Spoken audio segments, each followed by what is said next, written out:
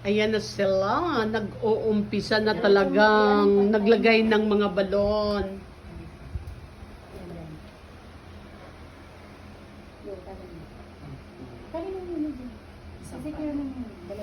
Buti naman yung kulay ko, no? Talagang pinili ko yung kulay.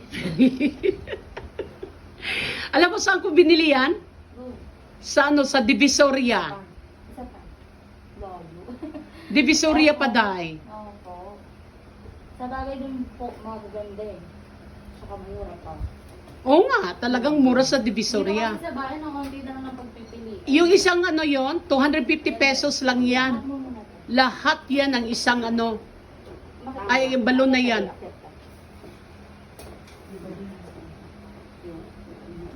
Tapos marami pa yan, no?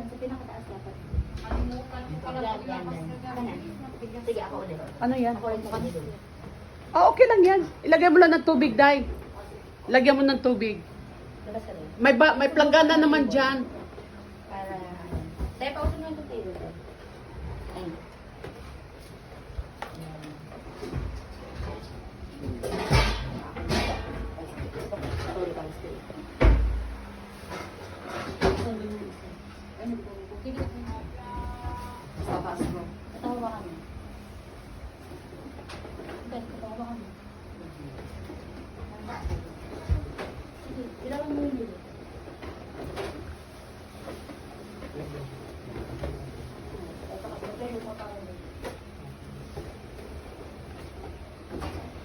Meron daw dalawang intensive isa.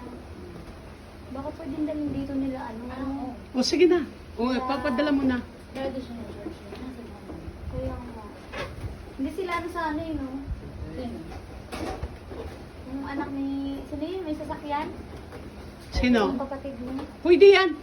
Sabihin mo, pumunta doon, ipapadala dito. Puntahan mo. Si Aljun ba? Si Aljon, sabihin mo si Aljon, puntahan mo, papadala dito.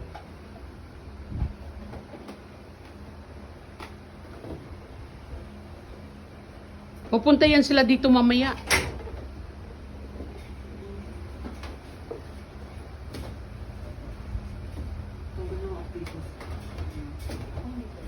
Nalimutan mo, Day, no?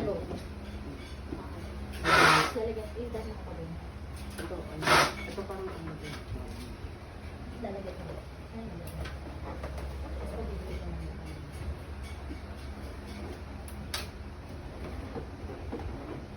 Ipitil natin yung mga.